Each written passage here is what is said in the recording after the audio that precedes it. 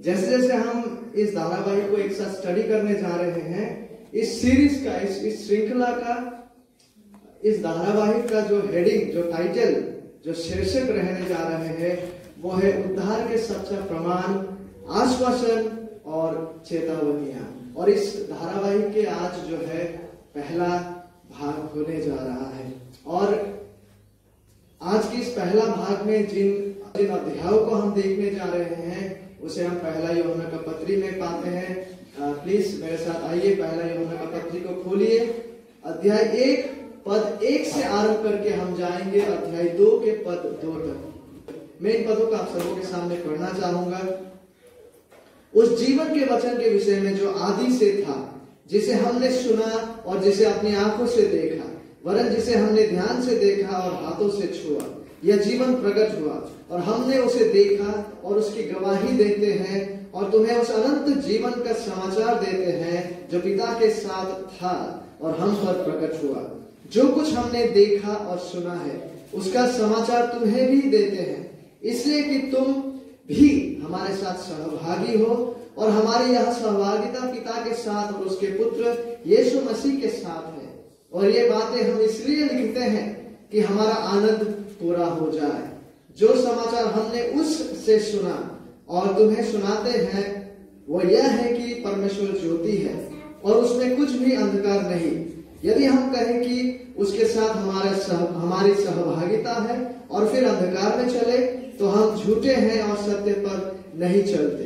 पर यदि जैसा वो ज्योति में है वैसे ही हम भी ज्योति में चले तो एक दूसरे से सहभागिता रखते हैं और उसके पुत्र यीशु का लहू हमें सब पापों से शुद्ध करता है।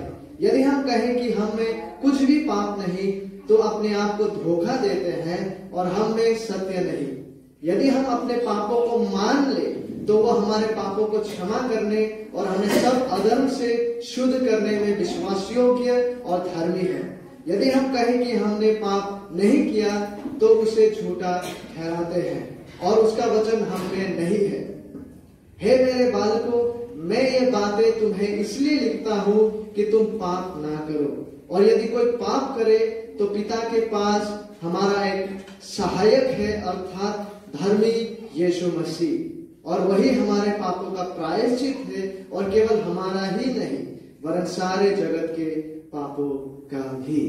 आपने कई बार सुने होंगे, हम सबों ने सुने होंगे कि पापों से क्षमा और उद्धार जो है वो केवल परमेश्वर का अनुग्रह से है, वो केवल यीशु मसीह में सच्चा विश्वास के द्वारा आता है। अनंत जीवन जो है वो परमेश्वर का मुफ्त उपहार है। लेकिन उद्धार में परमेश्वर का जो कार्य है, जब परमेश्वर किसी व्यक्ति का जीवन में उद्धार का काम को आरंभ करता है, ये उद्धार का कार्य जो यहोवा का है, यह इस बात का गारंटी और इस बात को सुनिश्चित करता है कि वो उद्धार का कार्य इतना सामर्थ्य है कि उस व्यक्ति में आवश्यक रूप से परिवर्तन आएंगे। कि जिस पर परमेश्वर उद्धार का काम को आरंभ करते हैं उस व्यक्ति में वास्तविक रीति से व्यवहारिक परिवर्तन को हम देख पाते हैं। और वही व्यवहारिक परिवर्तन जो है यहोवा का किया हुआ कार्य का एक प्रमाण बन जाता है। अतः जो लोग वास्तव में उद्धार के लिए यीशु में विश्वास करते हैं वे अपना उद्धार के आश्वासन में बढ़ सकते हैं।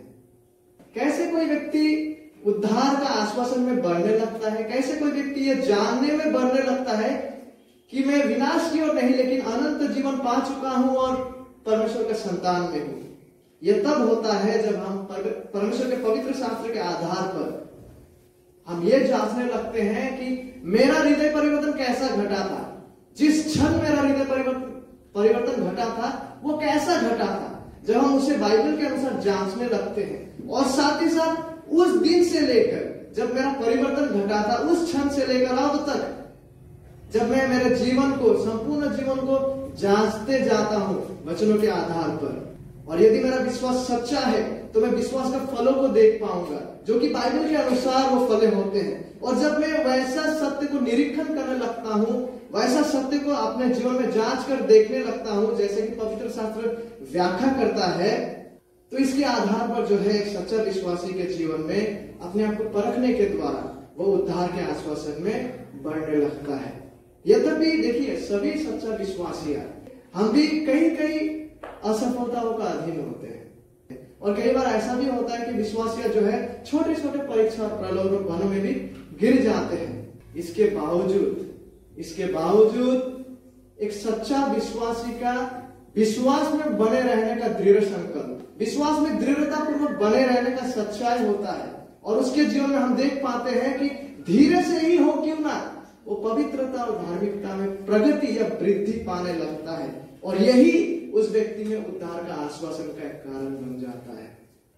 हालांकि आज इन बातों को मद्देनजर रखते हुए हम खुद से पूछना आरंभ करें, क्या हम सच में उद्धार प्राप्त व्यक्ति हैं? क्या हमारा विश्वास सच में सच है, या कहीं हम झूठे विश्वास में तो नहीं बने हुए हैं, या झूठे विश्वास के धोखे में तो आज नहीं जी रहे हैं?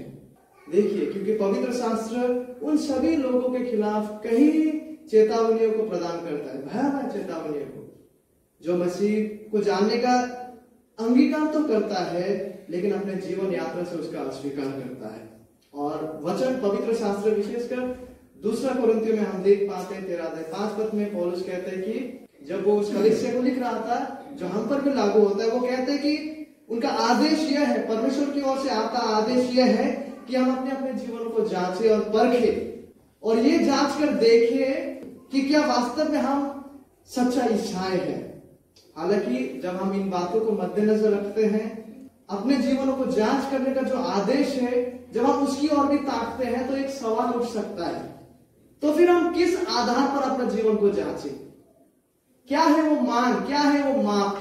तो हमें जो अपने जीवनों को जांचना है, जिस आदेश को हमें दिया गया कि हम अपने आप को जांचें, क्यों? ताकि यह पहचानने के लिए कि क्या मैं वाकई में सच्चा विश्वासी हूं। हमें जांचना है, लेकिन सवाल यह है कि किस आधार पे हम जांचें। क्या हम दूसरे का जीवन को देख के जांचें कि अरे भाई वो तो मुझसे भी बदतर है, इसका मतलब मैं एक बेहतर व्यक्ति हूं, क्या वैसा जांचें? या किस आधार पे हमें जांचना है? और वो मान, वो माप जिस आधार पे हमें जांचना है, वो अधिकार परमेश्वर का वचन है। परमेश्वर के वचन के आधार पर हमें अपने अपने जीवनों को जांचना है, क्योंकि केवल परमेश्वर का वचन, आधिकारिक वचन जिसमें कोई गलती नहीं है, जिसमें कोई दोष नहीं है, जो सिद्ध है, केवल परमेश्वर का वचन अकेला ही सटीक न्याय और मूल्यांकन को प्रदान करता है, जिसके आधार पर हम अपने अपने जीवनों को सटीक रीति से जांच सकते हैं। बाइबल में 66 पुस्तकें हैं। 66 पुस्तकों में से विशेषकर इस आदेश का पालन करते हुए हम उस पत्री की ओर ताकेंगे, उस पत्री को अध्ययन करना आरंभ करेंगे जिसे निर्दिष्ट रूप से इसी उद्देश्य के लिए लिखा गया था, और वो है पहला यूहन्ना का पत्री। क्योंकि वास्तव में उद्धार का सच्चा जांच या परीक्षण उसे सबसे स्पष्ट और संक्षिप्त में और पूरी तरह से पहला यूहन्ना का पत्री में बताया गया है। और पहला यूहन्ना का पत्री को यूहन्ना ने उस समय 90 से लेकर 95 के ईस्वी शताब्दी में लिखे थे, उस दौरान उन्होंने लिखा था। और पहला यूहन्ना का पत्री का मुख्य उद्देश्य ही यह है, ठीक है, क्योंकि यूहन्ना, पहला यूहन्ना का पत्री 5 अध्याय 13 पद में वो कहते हैं, मैं पढ़ना चाहूंगा, मैंने तुम्हें जो परमेश्वर के पुत्र के नाम पर विश्वास करते हो इसीलिए लिखा है। देखिए यूहन्ना ने इस पत्री को क्यों लिखा है, जो परमेश्वर के पुत्र के नाम पर विश्वास करते हो इसलिए लिखा है कि तुम जानो, ताकि वो लोग जाने कि अनंत जीवन तुम्हारा है। ताकि जो लोग परमेश्वर के पुत्र के नाम पर विश्वास करते हैं, ताकि वो लोग जाने, ताकि वो लोग सुनिश्चित हो जाए, ताकि वो लोग आश्वासित हो जाए कि वास्तव में अनंत जीवन उन व्यक्तियों में है। इसी उद्देश्य से उद्धार का सच्चा आश्वासन को प्रदान करने के लिए, उद्धार का सच्चा निश्चयता को प्रदान करने के लिए यूहन्ना ने जो है इस पत्री में उद्धार का फल को, उद्धार का जांच को प्रदान किया है, ताकि जो लोग परमेश्वर के पुत्र के नाम पर सच्चा विश्वास करते हैं, ताकि वो लोग सच में जाने कि वो परमेश्वर का संतान है, ताकि वो लोग सचमुच जाने कि अनंत जीवन उनमें है। और यूहन्ना जो है इन बातों को जानने और समझने के लिए उनकी इस पत्री में जांच को प्रदान करते हैं, कई जांच को प्रदान करता है। तो यूहन्ना ने इस पत्री को क्यों लिखा? इसलिए ताकि जो लोग परमेश्वर के पुत्र के नाम पर विश्वास करते हैं, ताकि वे जाने, ताकि वे सुनिश्चित हो जाए, ताकि इन जांचों को अपने जीवन में लागू करने के द्वारा ये समझे कि ये गुण सच में उनमें मौजूद है। और फलस्वरूप ताकि वो जांचने के द्वारा उद्धार का सच्चा आश्वासन निश्चयता में ताकि बढ़ने लगे।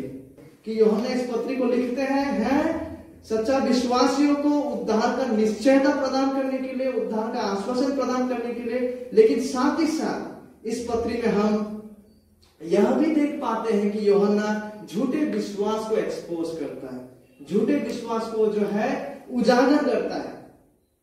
इस पत्री में हम इसी विषय को भी देखते हैं कि ऐसे लोग भी आप पाएंगे जो मसीह को जानने का दावा करते हैं, लेकिन उनके जीवन में कोई सच्चा परिवर्तन का निशान और लक्ष्य और फल नहीं है।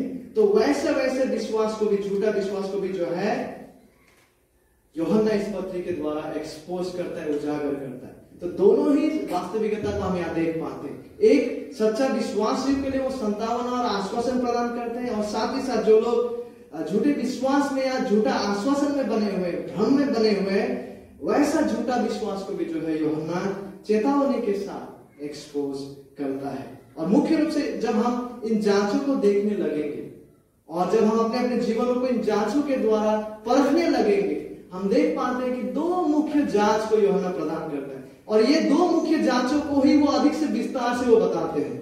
हम सबसे पहले वो सैद्धांतिक जांच को प्रदान करता है कि एक सच्चा विश्वासी में किस प्रकार का शिक्षाएं मौजूद होता है, कि एक सच्चा विश्वासी विशेषकर यीशु मसीह के विषय में क्या समझ रखता है, क्या दृष्टिकोण रखता है, उन बातों को भी वो रखता है। क्योंकि सच्चा विश्वासियों में बाइबल के विपरीत शिक्षा, विशेषकर जो शिक्षा झूठा शिक्षा है, एक सच्चा विश्वासी उसका संपूर्ण जीवन हेरेसी और झूठा शिक्षा का दलदल में फंसा नहीं रह जाता। क्योंकि जो परमेश्वर उसे उद्धार देने में सामर्थ्य है, वो परमेश्वर इतना भी सामर्थ्य है कि उसे झूठा दलदल का शिक्षा से बचाए। तो इसलिए जो जांच को यूहन्ना प्रदान करते हैं वो बताएंगे हमें कि सच्चा विश्वासी लोग क्या विश्वास करते हैं, सच्चा विश्वासी लोगों में क्या शिक्षाएं होता है। ये एक प्रकार का जांच को प्रदान करता है, विशेषकर यीशु मसीह के व्यक्ति को लेकर कि सच्चा विश्वासी लोग यीशु मसीह को किस दृष्टिकोण से देखेंगे और अपनाएंगे, उनका शिक्षा को किस रूप से ग्रहण करेंगे। और दूसरा जो मुख्य जांच को यूहन्ना प्रदान करते हैं वो है व्यवहारिक जीवन का जांच।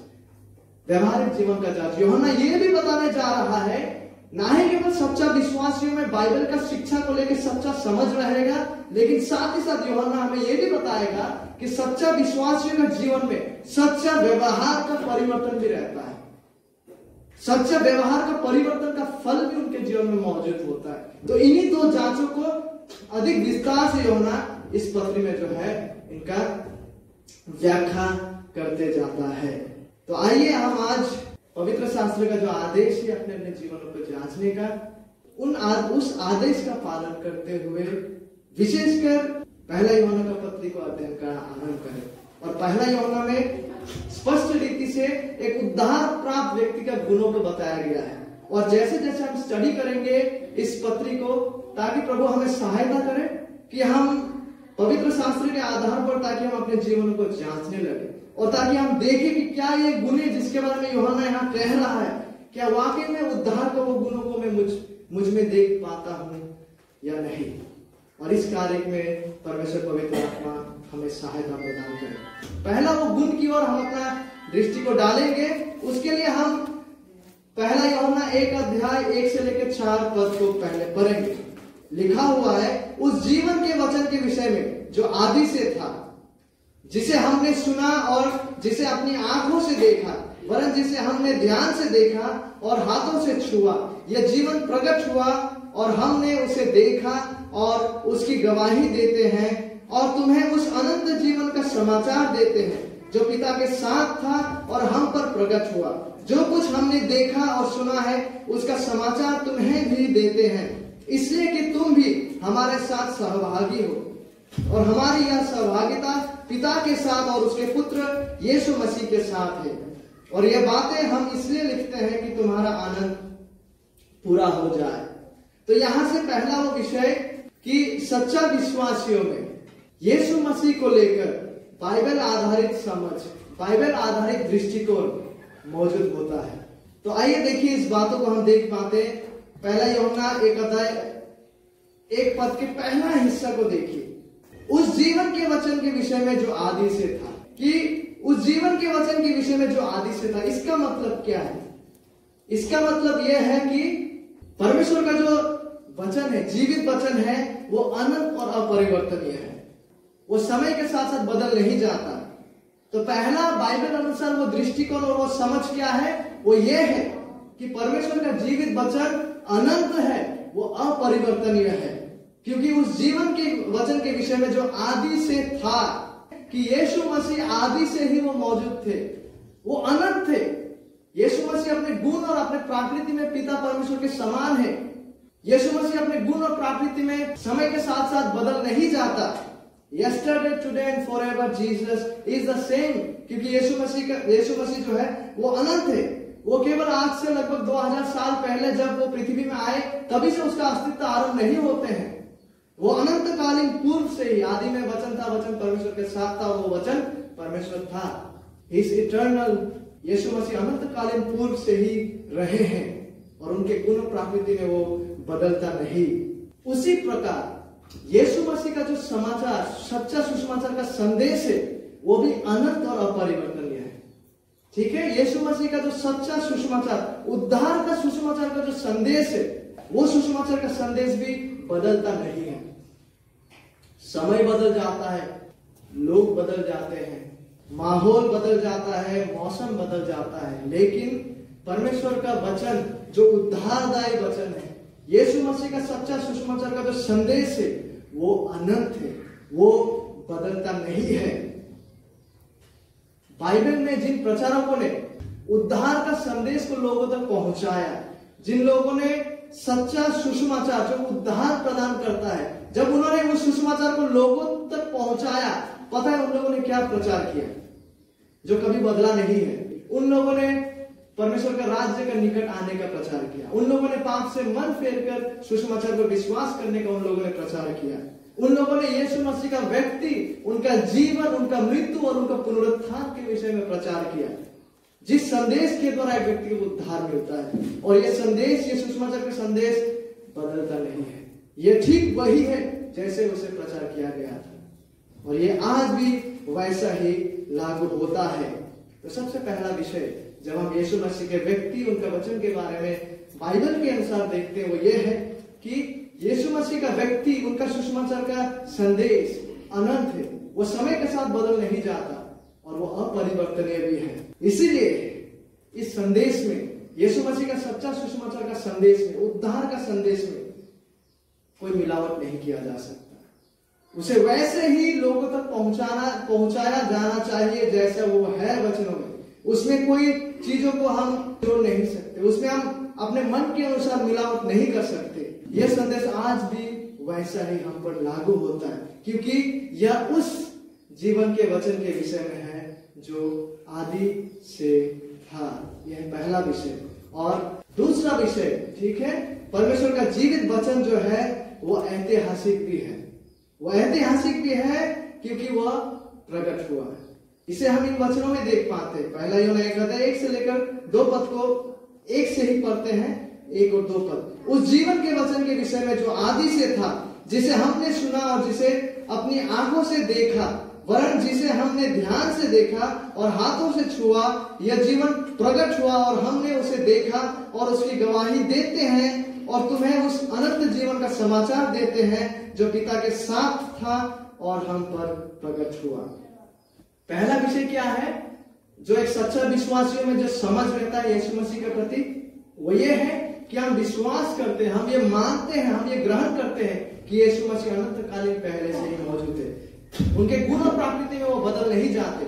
हम ये स्वीकारते हैं और मानते हैं कि सुसमाचार वही है जो प्रचार किया गया था आदि से। और साथ ही साथ हम यह भी मानते और विश्वास करते हैं कि यीशु मसीह जो है वो ऐतिहासिक व्यक्ति है, वो कोई काल्पनिक व्यक्ति नहीं है। वो ऐतिहासिक है क्योंकि वो मानव जाति के इतिहास में निर्दिष्ट समय में इस पृथ्वी पर वो प्रकट हुए।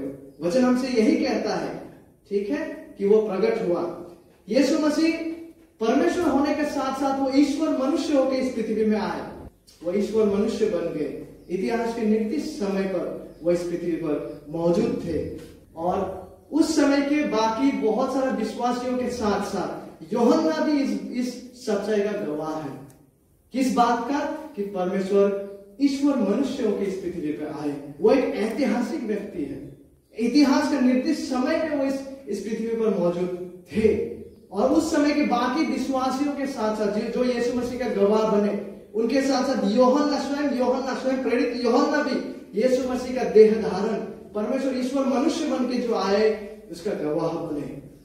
और यूहन्ना ने यीशु मसीह का देह धारण को, यीशु मसीह का व्यक्ति को, यूश्वर मनुष्य को उन्होंने भिन्न भिन्न प्रकार से उन्होंने अनुभव किया और समझा। उसी का व्याख्या को वो यहाँ करते हैं। देखिए, गौर कीजिए मेरे साथ। वो कहते, यूहन्ना कहते एक पद में, जिसे हमने सुना और जिसे अपनी आंखों से देखा, वरन जिसे हमने ध्यान से देखा और हाथों से छुआ। देखिए, वो कहते जिसे हमने सुना।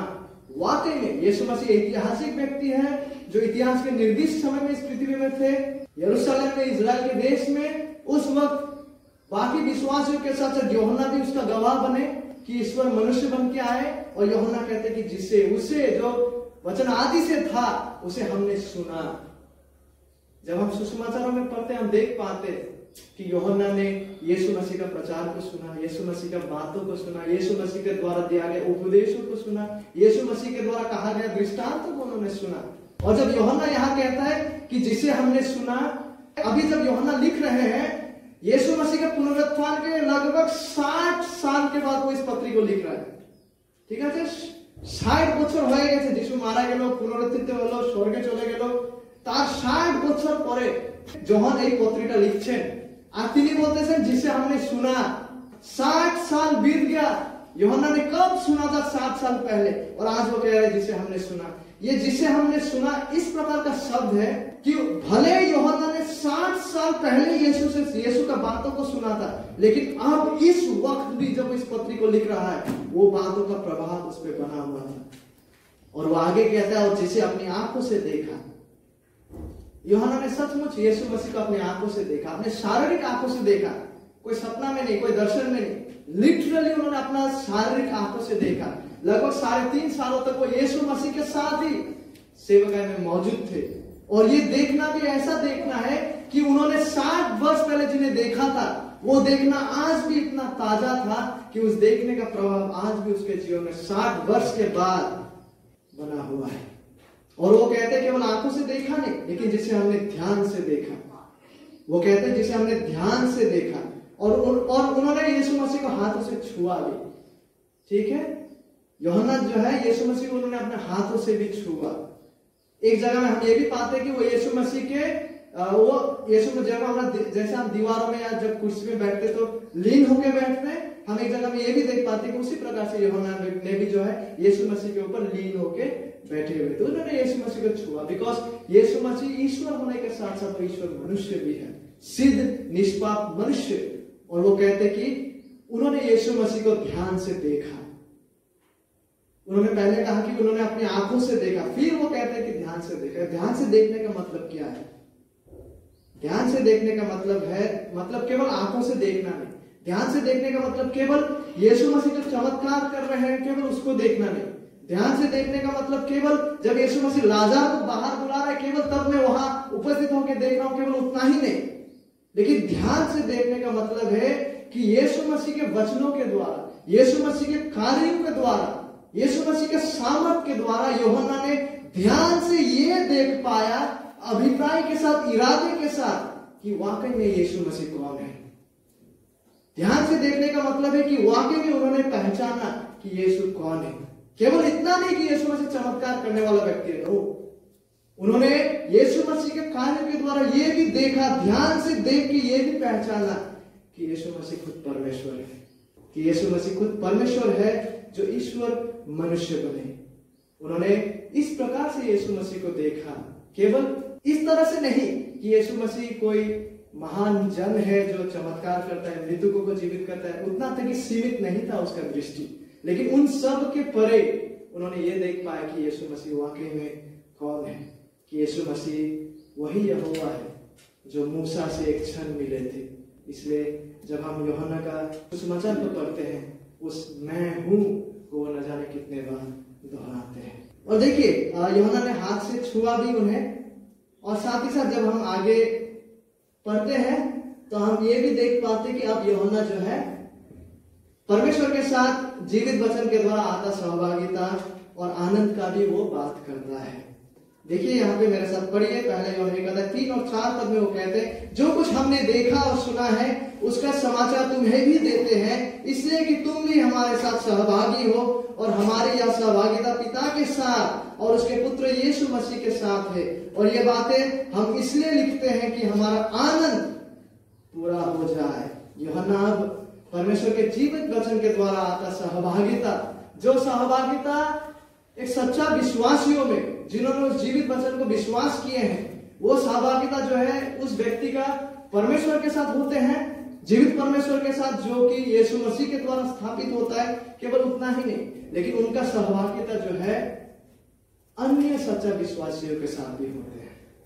ये सहभागिता जो है ये यीशु मसीह के द्वारा आते हैं। जब कोई व्यक्ति सच में उन्हें विश्वास करता है, पिता के साथ हमारा सहभागिता होता है, परमेश्वर के साथ हमारा सहभागिता होता है, लेकिन साथ ही साथ आपसी जो सच्चा देह में जिस सहभागिता में हम बने हैं, ये भी यीशु मसीह के कार्य का ही प्रतिफल है। जो लोग यीशु में सच्चा विश्वासी है, वो आपस में एक साथ आते हैं ताकि उनका आराधना करें, और यीशु मसीह के द्वारा उस व्यक्तियों में सच्चा जो आनंद है वो हमें आता है। एक ऐसा आनंद जो संसार हमें प्रदान नहीं कर सकता। और मेरे प्रियो, इन बातों की ओर मद्देनजर रखते हुए कि एक सच्चा विश्वासियों में यीशु मसीह के प्रति सच्चा समझ होता है, सटीक बाइबल के अनुसार समझ होता है। क्या समझ है वो?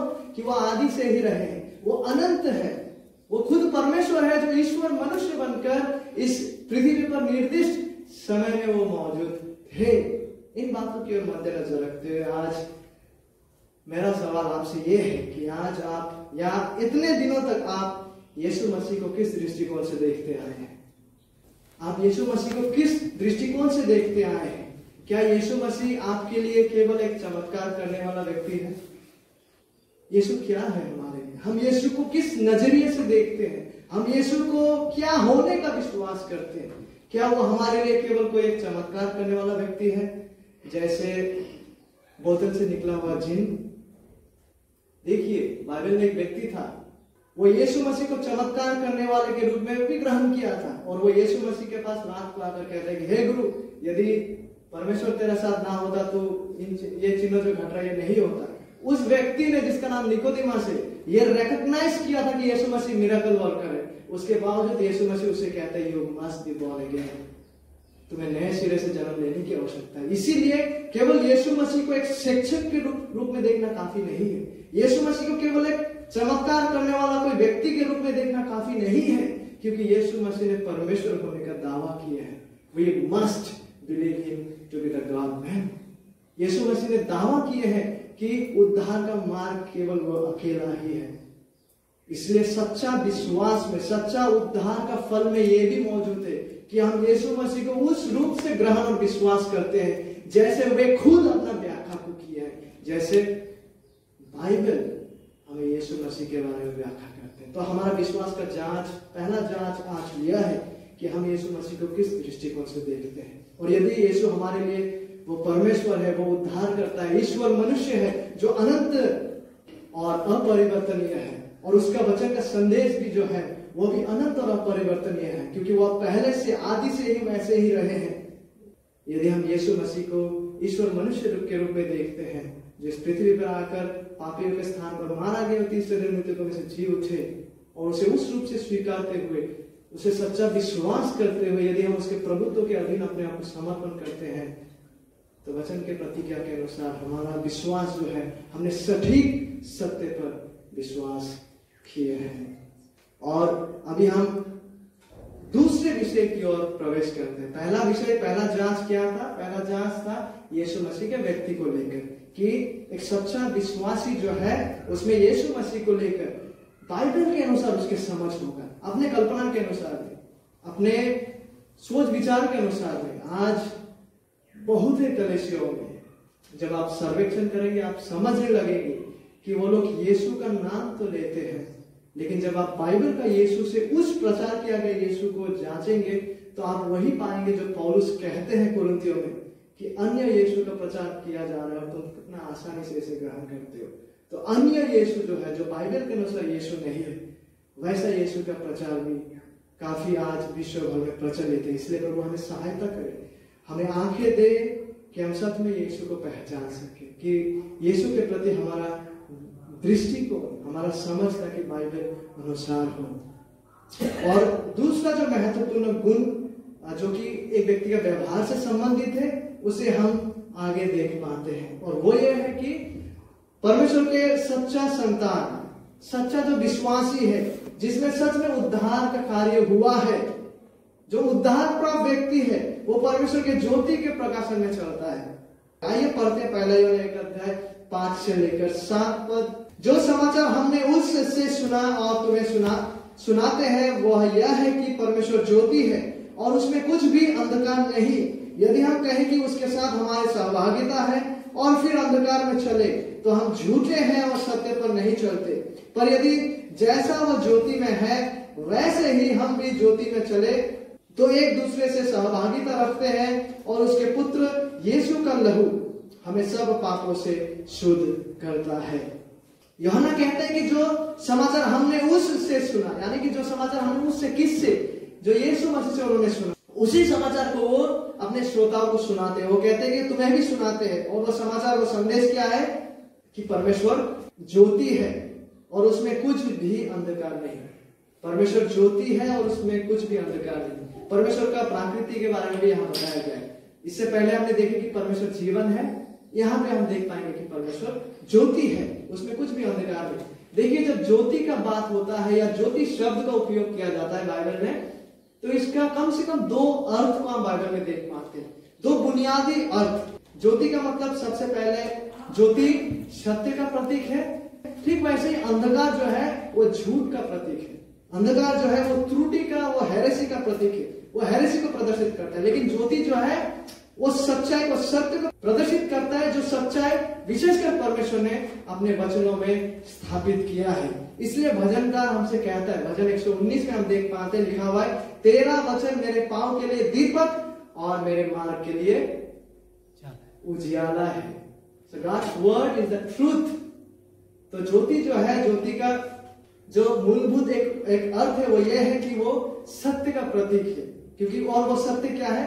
परमेश्वर का वचन, वो उजियाला या ज्योति है।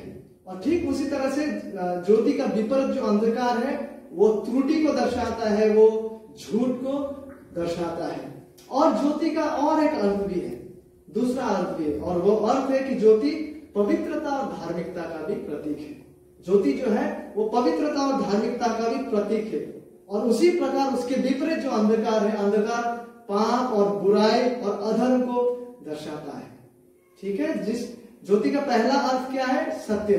ठीक उसी प्रकार अंधकार का पहला अर्थ क्या है? जो झूठ है। उसी प्रकार ज्योति का जो दूसरा मूलभूत अर्थ क्या है? वो पवित्रता का प्रतीक है, वो धार्मिकता का प्रतीक है। उसी प्रकार जो अंधकार है, अंधकार का दूसरा अर्थ क्या है? अंधकार अधर्म और बुराई को प्रदर्शित करता है। और देखिए, इफिसियों का लेखक हमसे कहता है, पौलुस, प्रेरित पौलुस 5 अध्याय में मैं पढ़ना चाहूंगा, सुनिएगा। क्योंकि तुम तो पहले अंधकार थे, परंतु अब प्रभु में ज्योति हो। अब तो ज्योति के संतान के समान चलो, क्योंकि ज्योति का फल सब प्रकार की भलाई और धार्मिकता, ज्योति का फल सब प्रकार की भलाई और धार्मिकता और सत्य है। So here you go. ज्योति का वास्तविक अर्थ को आप यहाँ लिपटे हुए पावरफुली इस अंश में देख पाते हैं। तो परमेश्वर ज्योति है, परमेश्वर सत्य है, परमेश्वर असीम रूप से पवित्र है, परमेश्वर असीम रूप से धर्मी है, और उसमें कुछ भी पाप, असत्य, बुराई, अधर्म, अपवित्रता ना कभी था ना कभी होगा। जब यूहन्ना यहाँ पे ज्योति का बात करता है और अंधकार का बात करता है, ये क्यों महत्वपूर्ण है? देखिए, ये इसलिए महत्वपूर्ण है क्योंकि यह एक व्यक्ति में उद्धार का निरीक्षण करने के लिए सहायता प्रदान करता है। क्योंकि सच्चा विश्वास और झूठे विश्वास का फर्क को ये ज्योति और अंधकार जो है वो पहचानने में मदद प्रदान करता है। यीशु मसीह ने कहे थे, यूहन्ना में जब हम पढ़ते हैं 8 अध्याय में, यीशु ने फिर लोगों से कहा, जगत की ज्योति मैं हूं, जो मेरे पीछे हो लेगा वो अंधकार में नहीं ना चलेगा, परंतु जीवन की ज्योति पाएगा। यहां से हमें क्या पता चलता है? और पहला यूहन्ना के एक अध्याय से हमें क्या पता चलता है? यदि कोई व्यक्ति सचमुच यीशु में सच्चा विश्वास के द्वारा यीशु का अनुसरण कर रहा है, यीशु को फॉलो कर रहा है, तो यीशु मसीह के अनुग्रह के द्वारा वो व्यक्ति भी ज्योतिर्मय बनाया जाता है। यीशु मसीह उस व्यक्ति को भी ज्योतिर्मय ज्योति प्रदान करता है। यीशु यही कहता है, जगत की ज्योति मैं हूं, जो मेरे पीछे हो लेगा वो अंधकार में ना चलेगा परंतु जीवन की ज्योति पाएगा। जो व्यक्ति सचमुच सच्चा विश्वास के द्वारा यीशु का अनुसरण कर रहा है, वो व्यक्ति यीशु मसीह के द्वारा ज्योति उस व्यक्ति को दिया जाएगा। वो व्यक्ति फलस्वरूप क्या होगा? बाइबल के सत्य के अनुसार वो अपना जीवन को जिएगा। बाइबल के द्वारा स्थापित किया गया और व्यक्त किया गया पवित्रता और धार्मिकता के अनुरूप वो अपना जीवन को जीने के लिए सक्रिय और समर्पित रहेगा। और आगे देखिए, पहला यूहन्ना 1:6 में यह पद हमसे कहता है, यदि हम कहें कि उसके साथ यानी परमेश्वर के साथ हमारा सहभागिता है और फिर अंधकार में चले तो हम झूठे हैं और सत्य पर नहीं चलते। यहाँ हम ऐसे प्रकार के झूठे विश्वास और ऐसे प्रकार के झूठे विश्वासी को देख पाते हैं। और इस व्यक्ति का दावा क्या है? इस व्यक्ति का दावा यह है कि वो परमेश्वर के साथ उनका सहभागिता है। मतलब ये व्यक्ति ऐसा दावा कर रहा है कि वो परमेश्वर को जानते हैं, कि वो व्यक्ति उद्धार प्राप्त है। लेकिन एक ही समय में जिस प्रकार से वो कहते कि यहोवा के साथ उनका सहभागिता है, कि वो परमेश्वर को जानते हैं, लेकिन साथ ही साथ एक ही समय में ये जो है ये लोग अंधकार में वो जीवन को जी रहे हैं, यानी झूठ में, बाइबल के शिक्षण के विपरीत, अपवित्रता में और बुराई में वो लोग चलते हैं।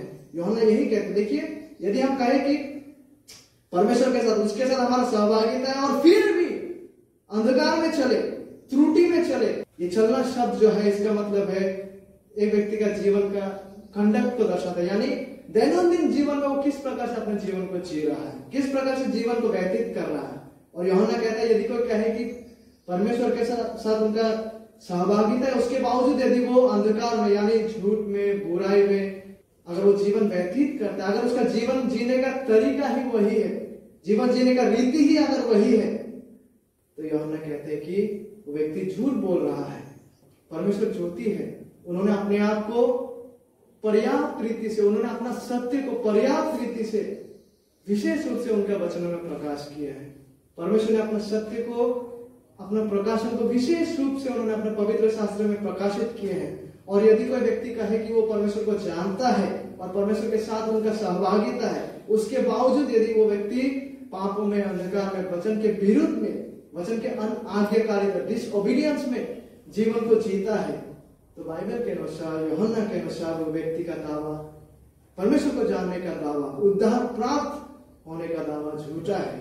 जॉन से लायर, तो हम झूठे हैं और सत्य पर नहीं चलते। परमेश्वर के वचन के आधार पर यदि किसी मनुष्य के जीवन में सच्चा बाइबल सम्मत सत्य और पवित्रता अनुपस्थित है, वचनों के अनुसार यदि किसी व्यक्ति के जीवन में, हो सकता है वो कहते कि मैं परमेश्वर को जानता हूं, लेकिन उस व्यक्ति का जीवन में अगर सच्चा बाइबल के अनुसार आता सत्य और पवित्रता में जीवन अगर अनुपस्थित है और अगर कभी रहे ही नहीं, तो चाहे एक इंसान कुछ भी दावा करे क्यों ना, बाइबल के अनुसार वो झूठ बोल रहा है, वो झूठ में बना हुआ है। और आगे पहला यूहन्ना 1:7 में लिखा हुआ है, पर यदि जैसा वो ज्योति में है वैसा ही हम भी ज्योति में चले तो एक दूसरे से सहभागिता रखते हैं और उसके पुत्र यीशु का लहू हमें सब पापों से शुद्ध करता है। परमेश्वर के जो संतान है, जो सच्चा विश्वासी है, उनका जीवनों में एक बहुत ही महत्वपूर्ण गुण या चिन्ह और लक्षण क्या है कि वो ज्योति में चलता है, कि वो ज्योति में चलता है। सच्चा विश्वासिया जो है वो परमेश्वर के प्रकाशित सत्य उनके ज्योति में जीवन व्यतीत करता है। और ये ज्योति को हमने खुद से नहीं कमाया है, ये ज्योति को हमने खुद से अपने जीवन में उत्पन्न नहीं किया है, ये ज्योति हमें यीशु मसीह के द्वारा दिया गया है जब हमने उनमें सच्चा विश्वास किए हैं। और एक सच्चा विश्वासी उसी ज्योति के आधार पर, यीशु मसीह के द्वारा दिया गया ज्योति के आधार पर, परमेश्वर का वचन का सत्य के अनुसार अपने जीवन को जीते हैं, उस प्रकार अपने जीवन में चलते हैं। उद्धार में ना ही केवल, देखिए, उद्धार जब किसी व्यक्ति का होता है, ना ही केवल हमें पापों से क्षमा किया जाता है। यस, जब किसी का उद्धार होता है उसको पाप से क्षमा किया जाता है, उसको परमेश्वर का अदालत में निर्दोष माना जाता है, उसको परमेश्वर का अदालत में निर्दोष और धार्मिक घोषित किया जाता है। यस, उद्धार में यह होता है, लेकिन केवल उतना ही नहीं। जब परमेश्वर किसी को उद्धार प्रदान करता है तो केवल उनके पापों को क्षमा करके ऐसे ही छोड़ नहीं देता। परमेश्वर उस व्यक्ति का जीवन में पवित्रता का कार्य भी करता है, जिसके परिणाम स्वरूप उस व्यक्ति का व्यवहार में वास्तविक परिवर्तन आना आरंभ होता है, क्योंकि उस व्यक्ति में आप पवित्र आत्मा निवास करता है और उस व्यक्ति को धार्मिकता और पवित्रता में आगे ले चलता है। और ज्योति में चलने का फल स्वरूप जो लोग ज्योति में चलते हैं, इस वचन के अनुसार उनमें आपसी एक सहभागिता मौजूद होता है। आज कहा गया था सहभागिता का महत्व के विषय में। देखिए, हम तो घर में भी बाइबल पढ़ सकते हैं, घर में भी हम प्रार्थना कर सकते हैं, परमेश्वर घर में भी प्रार्थना करेंगे तो सुनते हैं, घर से भी हम गीत गाते हैं। लेकिन सच्चा विश्वासियों का जो ज्योति में चलते हैं, अगर वो सच में ज्योति में चल रहे हैं, तो उसका एक परिणाम ये भी है कि ज्योति में चलने वालों का आपस में सहभागिता बना रहता है। That's why we come together, we pray and we worship God together because we are the children of light।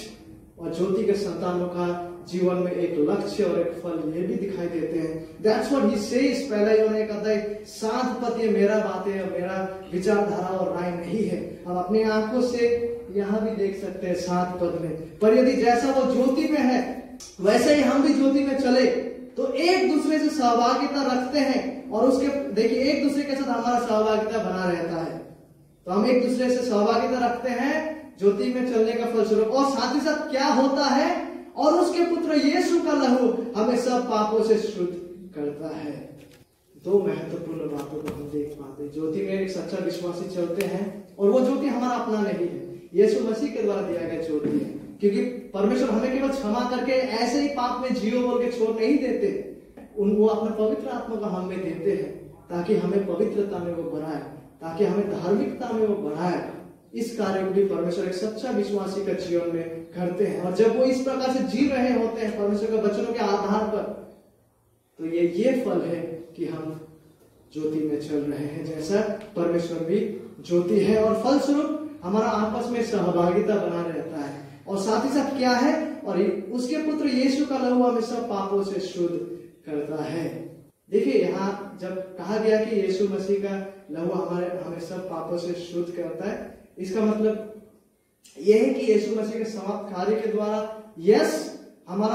हम जो है धार्मिक ठहरते हैं, हमारा सारा पापों का क्षमा मिलता है। लेकिन साथ ही साथ यहाँ हमारा शुद्धिकरण का बात को कहा गया है।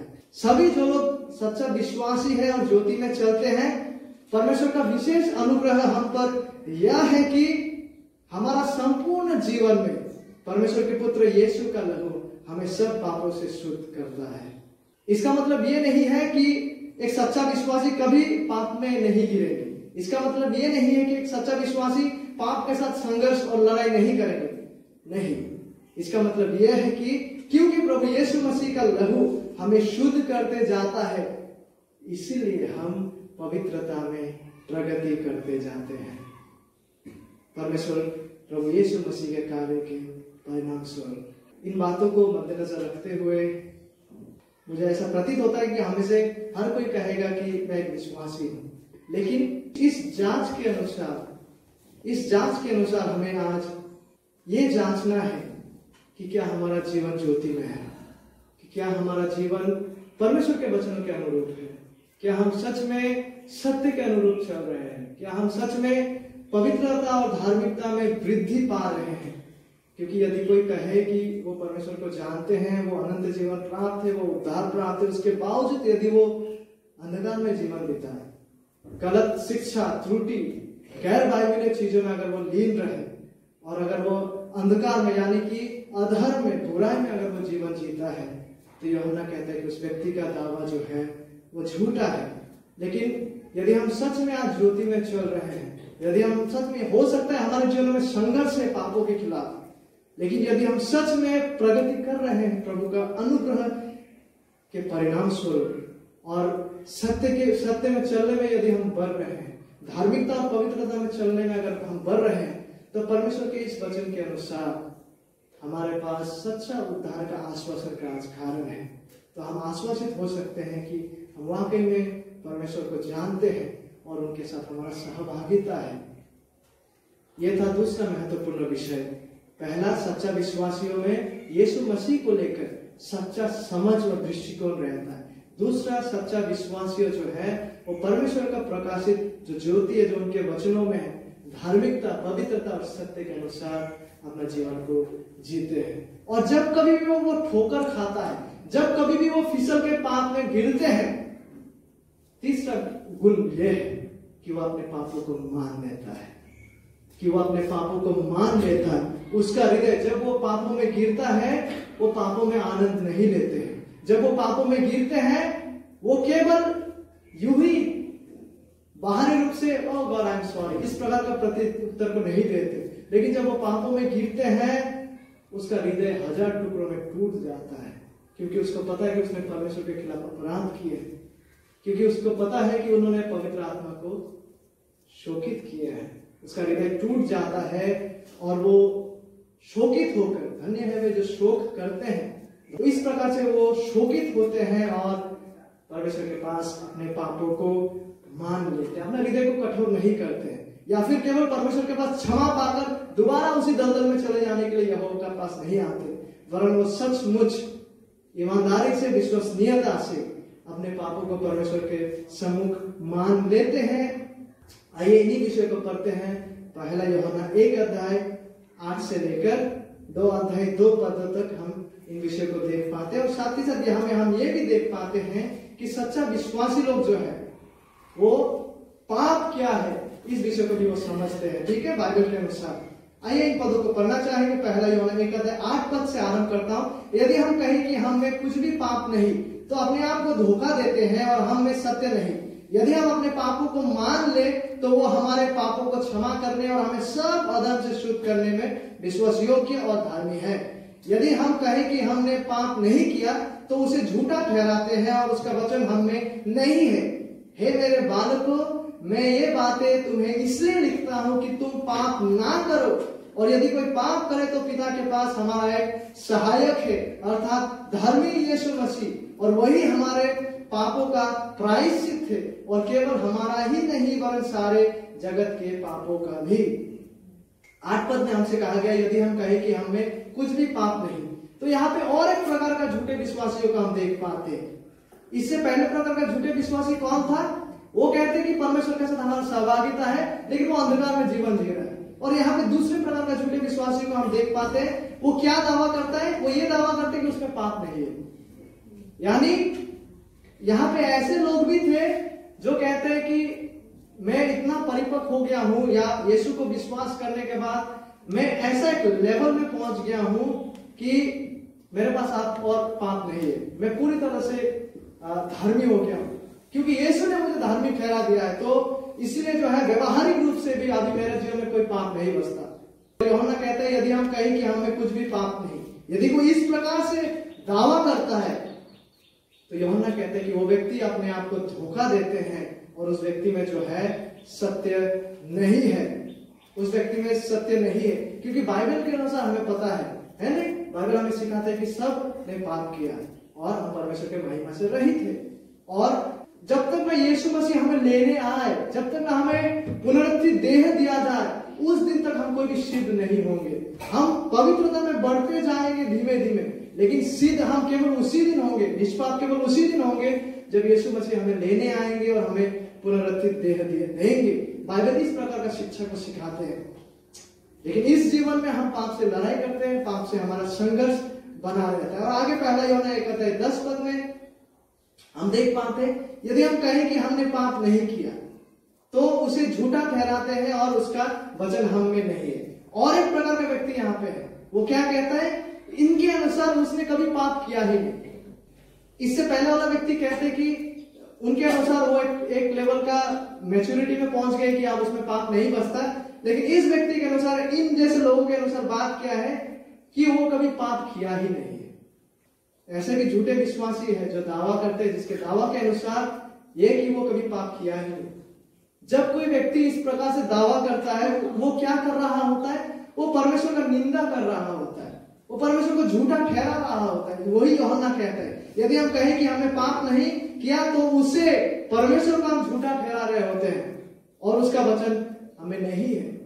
क्योंकि परमेश्वर ने स्पष्ट रीति से यहां तक कि विश्वासियों में भी पाप का होने का बात को उनके वचनों में करते हैं। पौल कहते हैं जो चीज मैं करना नहीं चाहता वही कई बार वो कर बैठते हैं। बाइबल कहीं पर भी यह नहीं सिखाते कि इस जीवन में यीशु मसीह हमें ले जाने से पहले हम परफेक्ट हो जाएंगे, नहीं। इसलिए जो लोग ऐसा कहते हैं और ऐसा सोच रखते हैं कि हम कभी पाप नहीं किए हैं, तो वो परमेश्वर का निंदा कर रहे हैं। क्योंकि परमेश्वर ने स्पष्ट रूप से बाइबल में बता दिए हैं कि सभी ने पाप किए हैं। और गौर कीजिएगा पहला यूहन्ना 1:9 में, यदि हम अपने पापों को मान ले तो वो हमारे पापों को क्षमा करने और हमें सब अधर्म से शुद्ध करने में विश्वास योग्य और धर्मी है। कृपया गौर कीजिएगा, यदि हम अपने पापों को मान ले, ये एक सच्चा विश्वासी का पहचान है। वो जानते हैं कि उस पर पाप बसता है और वो जब पाप में गिरता है वो अपने पापों को मान लेता है। और यदि हम अपने पापों को मान ले तो वो हमारे पापों को क्षमा करने और हमें सब अधर्म से शुद्ध करने में विश्वास योग्य और धर्मी है। परमेश्वर हमें हमारे सारा पाप से, हमें अधर्म से हमें क्षमा करने के लिए क्या है, क्षमा और शुद्ध करने के लिए यहाँ कहा गया वो विश्वास योग्य और वो धर्मी है। परमेश्वर जब किसी को क्षमा करता है, जब परमेश्वर हमें क्षमा करते, वो किस आधार पर क्षमा करते? यहाँ वचन के अनुसार वो शुद्ध और हमें क्षमा कर रहा है हमारे पापों से और हमें हमारे अधर्म से शुद्ध कर रहा है। कैसे और किस आधार पर? क्योंकि परमेश्वर विश्वास योग्य है, क्योंकि परमेश्वर धर्मी है। इसी सच्चाई के आधार पर वो हमें क्षमा करते हैं, हमें शुद्ध करते हैं। क्योंकि परमेश्वर ने प्रतिज्ञा किए हैं, क्योंकि वो अपने लोगों को उनके पापों से क्षमा करेगा, उन्हें शुद्ध करेगा, उनका पापों को दोबारा स्मरण नहीं करेगा। तो परमेश्वर की प्रतिज्ञा और वाचा के आधार पर परमेश्वर एक विश्वासियों को जो है क्षमा करता है और शुद्ध करता है। केवल उतना ही नहीं, लेकिन परमेश्वर किसी व्यक्ति को इसलिए भी क्षमा करता है क्योंकि वो धर्मी है। इसका मतलब क्या है? इसका मतलब यह है कि परमेश्वर धर्मी है, वो ऐसे ही किसी का पाप को नजरअंदाज नहीं कर सकता। परमेश्वर पाप को बर्दाश्त नहीं कर सकता। वो असीम रूप से पवित्र है, वो यूं ही पाप को अनदेखा नहीं कर सकता क्योंकि वो धर्मी है। लेकिन इसलिए कि परमेश्वर किसी पापी को क्षमा करे, उनके संतानों को क्षमा करे, उन्होंने क्या किया? उन्होंने अपने इकलौता पुत्र को इस पृथ्वी पर भेजा, जिन्होंने खुद उस पापी लोगों का पाप का दंड को अपने ऊपर लिया। क्योंकि परमेश्वर न्यायी है, वो ऐसे ही किसी को क्षमा नहीं कर सकते। उन्होंने उस न्याय और पाप का उस दंड को यीशु मसीह के क्रूस पर लगा दिए हैं और इसी आधार पर किसी व्यक्ति का पाप क्षमा होता है। नॉट जस्ट ऐसे ही।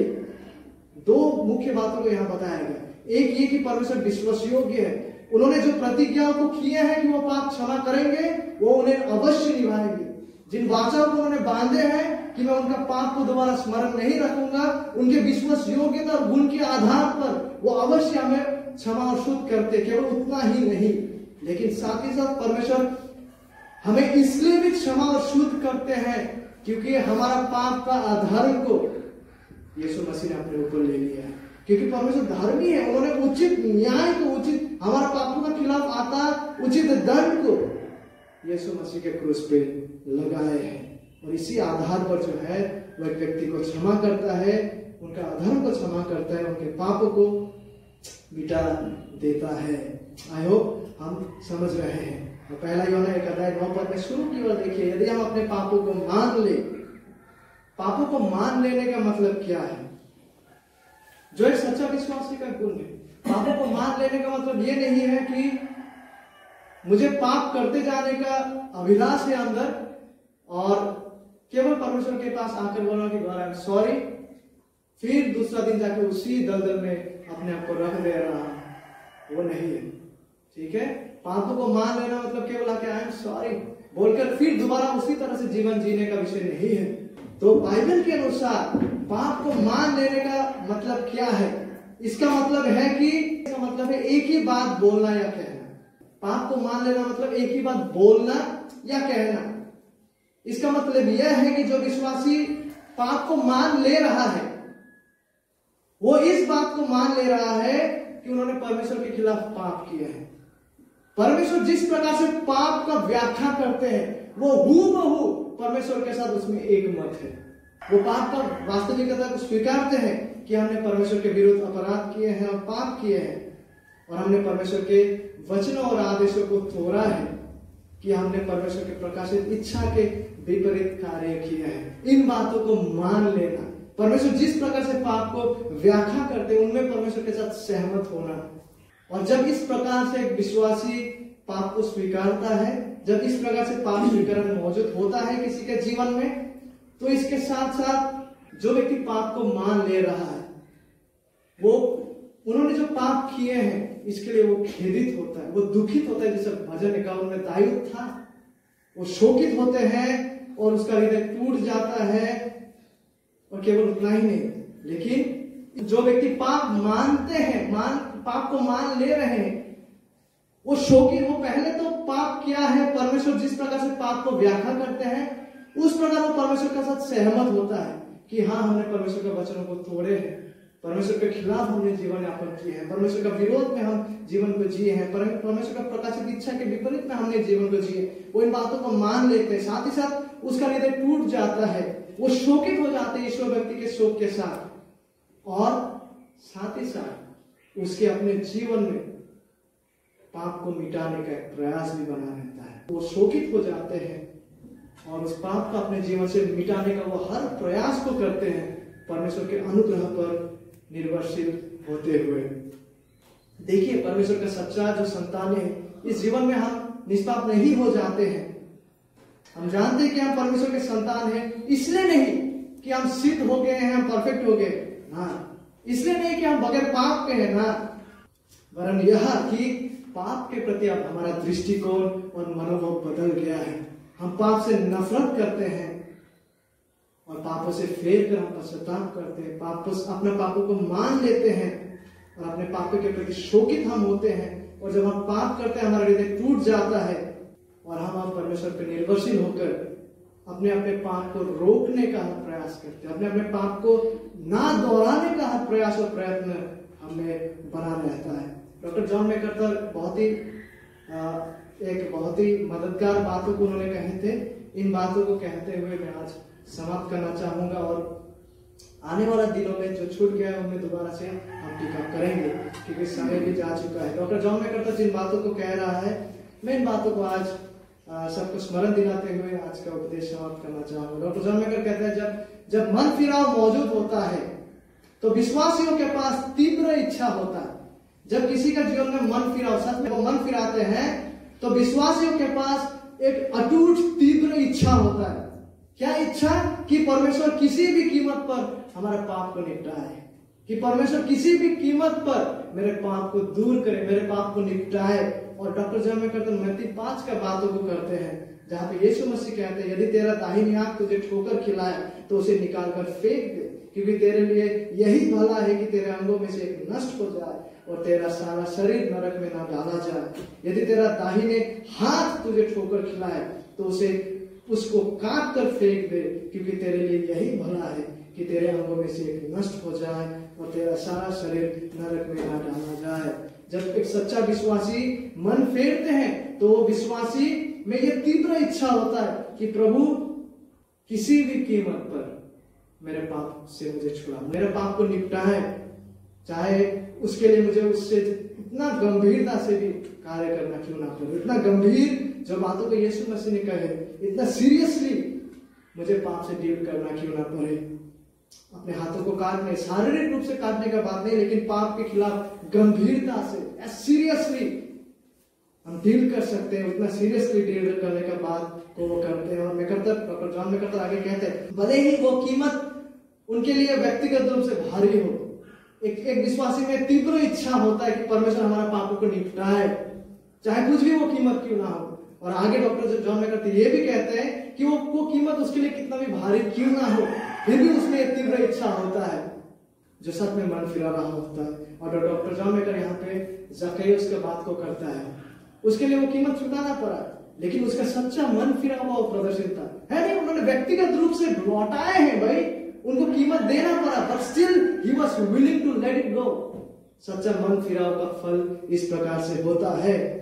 इसलिए सच्चा विश्वासी अभ्यास के तौर पर, हैबिट के अनुसार पाप मान लेने वाले व्यक्ति होते हैं, जो ये प्रदर्शित करते हैं कि परमेश्वर ने ना केवल उनके पापों को क्षमा किया है, और उन्हें प्रतिदिन विश्वास योग्यता से शुद्ध कर रहा है, बल्कि उन्हें वास्तव में नया जन्म प्रदान किया है, जिससे वे नए सृष्टि बन गए हैं पवित्र चाहतों के साथ, जो पवित्र चाहते उनकी इच्छा पर हावी या डोमिनेट करता है। परमेश्वर का अनुग्रह का कार्य जो उस व्यक्ति की इच्छाओं को बदलते हैं, जो उस व्यक्ति को व्यवहारिक पवित्रता में ले जाते हैं, उस सच्चाई को भी उस व्यक्तियों में हम देख पाते हैं।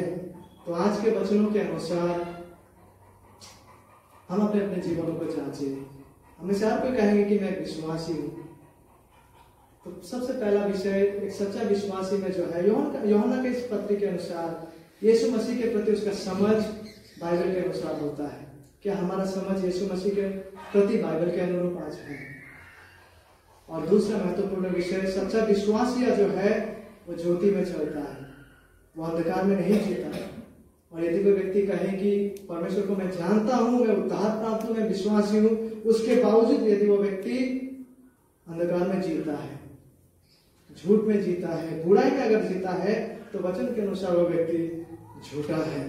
और तीसरा महत्वपूर्ण विषय यह है कि सच्चा विश्वासी लोग जब पाप में गिरते हैं तो अपने पापों को मान लेते हैं, वो अपने पापों को मान लेते हैं। तो अंत की ओर क्या ये गुणों को हम अपने जीवन में देख पाते हैं?